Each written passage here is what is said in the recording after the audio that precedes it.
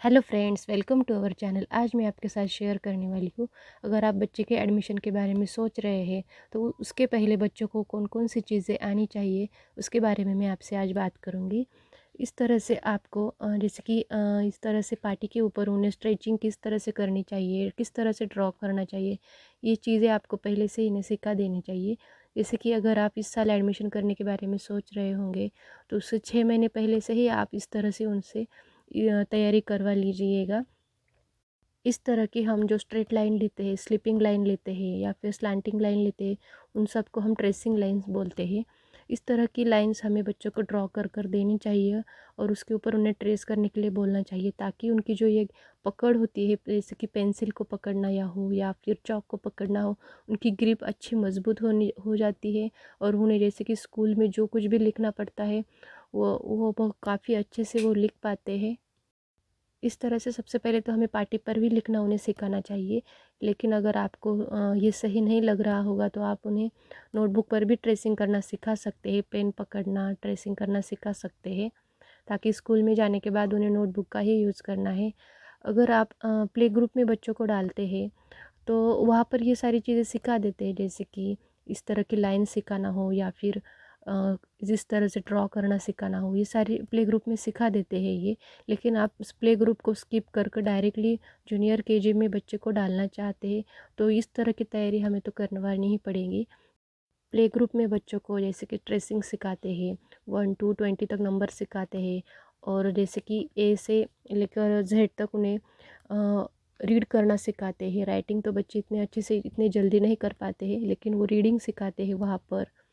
इस तरह से उनकी वो तैयारी कर कर लेते हैं और जो प्ले ग्रुप में सिखा रहा है वही वो जूनियर केजी में सिखा रहे हैं, फिर उसे और रिवीजन के तौर पर सीनियर केजी में भी सिखा रहे हैं। इस तरह से वो भी 3 टप्पों में, जैसे कि play group, junior KG, senior KG में वही सब सिखा रहे हैं, ताकि वो बच्चे उनका जो बेस है वो अच्छे से पक्का हो जाए और फिर वो फर्स्ट क्लास में उन्हें उनकी पूरी तैयारी हो, उन्हें पढ़ना लिखना दोनों आ जाए। तो बच्चों को ज़्यादा स्ट्रेस ना देते हुए हमें भी उन्हें खेलते खेलते ये सारी पढ़ाई करवा लेनी है। ये उनका पूरा बेस है और जितनी हम उनसे प्रैक्टिस करवा लेंगे उतना उनके लिए भी अच्छा होगा और आपके लिए भी अच्छा होगा। आपको ये शुरुआत जल्दी ही करनी चाहिए। अब यहाँ पर मैं आपको कुछ ट्रेसिंग्स लाइन बता रही हूँ, जैसे कि standing line, sleeping line, slanting line. Slanting line में भी लेफ़्ट स्लांटिंग लाइन और राइट स्लांटिंग लाइन होती है और उन्हें भी किस तरह से ड्रॉ करना है, याद करना है, वो भी बच्चों को आपको वो टाइम टाइम पर बताना पड़ता है, ताकि वो याद रख सके। और इस तरह की जिगजैग लाइन हो। इन बच्चों की पकड़ने की जो ग्रिप होती है वो अच्छी होने के लिए इस तरह के कर्व्स दिए जाते हैं, ताकि जो हम टर्न लेते हैं लिखते समय, जैसे कि सी यू, इन सारी चीज़ों के लिए जो टर्न लेते हैं वो बच्चों को आना चाहिए। अगर आप भी बच्चों को इस तरह की नोटबुक में प्रैक्टिस करवाना चाहते हैं तो जिस तरह के कलरफुल पेन्स होते हैं, जैसे कि स्केच पेन वगैरह होते हैं, उससे ड्रॉ कर कर रखिए, ताकि वो बच्चों को कलरफुल लगता है और उन्हें भी वो करना पसंद आता है। इस तरह से आप नोटबुक में इस तरह की तैयारी कर कर रखिए, सारे ट्रेसिंग्स लाइन निकाल कर रखिए और फिर बच्चों को उसको ट्रेस करने के लिए बोलिए, तो वो काफ़ी पसंद से करेंगे। उन्हें भी ये सारी चीज़ें बहुत पसंद आती है, इस तरह से कलरफुल चीज़ों को ड्रॉ करना। तो उनकी प्रैक्टिस भी हो जाती है, ग्रिप भी अच्छी हो जाती है। तो आपके लिए भी और बच्चों के लिए भी ये काफ़ी अच्छा तरीका है उनसे पढ़ाई करवा लेने का। और जब भी आप इस तरह की प्रैक्टिस करवाते हैं उनसे तो उस टाइम ये सारी लाइंस आपको बोलती जाना है। जैसे कि आप अगर स्टैंडिंग लाइन करवा रहे हैं बच्चों से तो उन्हें उस बार बोलते ये स्टैंडिंग लाइन है, स्टैंडिंग लाइन को ड्रॉ करो।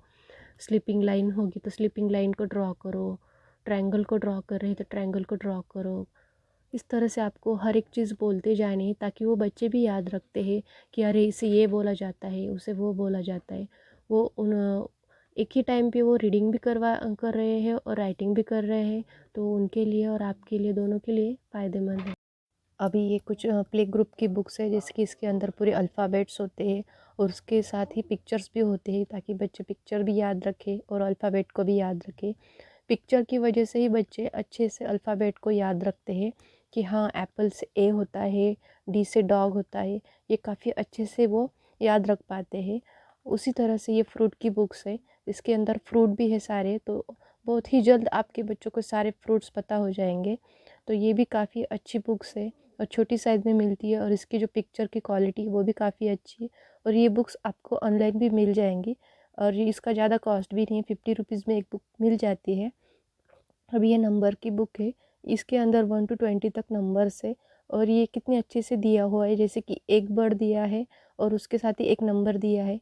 अब जो जितनी सारी चीज़ें होगी उतने नंबर दिए गए हैं, तो ये काफ़ी बच्चों के लिए और आपके लिए काफ़ी अच्छा तरीका है उन्हें बताने का और उन्हें भी याद रखने का। तो ये भी बुक काफ़ी अच्छी है, और बच्चे इस तरह से काउंटिंग भी सीख जाते हैं उसके साथ ही। तो ये भी काफ़ी अच्छा तरीका है बच्चों की लर्निंग करवा लेने का। तो आप भी इस तरह की बुक्स परचेस करिए। मेरे पास तो अभी 3 ही है, लेकिन आपको जैसे कि फ्लावर, वेजिटेबल्स, इस तरह की और भी सारी बुक्स मिल जाएंगी।